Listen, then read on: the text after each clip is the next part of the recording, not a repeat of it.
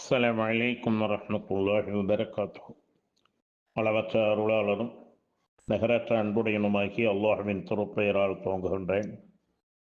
கற்றுக்கொள்வோம், கடைப்பிடிப்போம். தினம் ஒரு தகவல் எண் 1230. தலைப்பு: அல்லாஹ்வின் நற்செய்தியும் எச்சரிக்கையும்.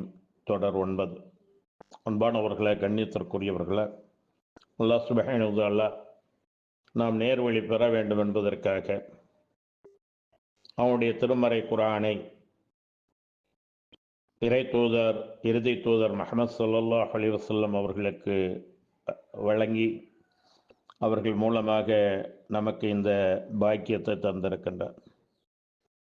குல் ஐயு ஷைஇன் அக்பர் ஷஹாதா குலில்லாஹு ஷஹீதும் பைனி வ பைனக்கும் وأوحي إلي هذا القرآن لأنذركم به ومن بلغ أئنكم لتشهدون أن مع الله آلهة أخرى قل لا أشهد قل إنما هو إله واحد وإنني بريء مما تشركون. இறை தூதரே, சாட்சியத்தில் மிகவும் பெரியது எது என அவர்களை கேளும். அல்லாஹுவே எனக்கும் உங்களுக்கும் இடையே சாட்சியாக இருக்கின்றார். இந்த குர்ஆனை கொண்டு உங்களையும் இது சென்று அடைந்தவர்களையும் நான் அச்சமூட்டி எச்சரிப்பதற்காகவே இது எனக்கு வஹி மூலம் அறிவிக்கப்பட்டுள்ளது என்று கூறுவீராக. நிச்சயமாக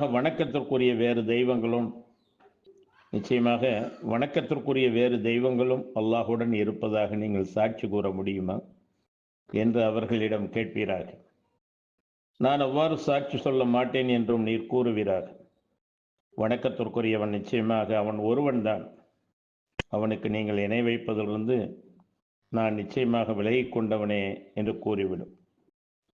அன்பானவர்களை, கண்ணியத்திற்குரியவர்களா, 6வது அத்தியாயம் 19வது வசனத்திலே அல்லாஹ் சுப்ஹானஹு வ தஆலா வணக்கத்திற்கு தகுதியானவன் அவனை தவிர வேறு யாரும் இல்லை என்பதை ஆணித்தரமாக அழுத்தமாக சொல்லி காட்டுகின்றான். அதே போல இன்னும் 7வது அத்தியாயம் 69வது வசனத்தில் இந்த அச்சமூட்டி எச்சரிக்கை செய்வது, நற்செய்தி கூறுவது, இவையெல்லாம் உங்களுக்கு ஆச்சரியம் அளிக்கிறதா என்றும் கேட்கின்றார்.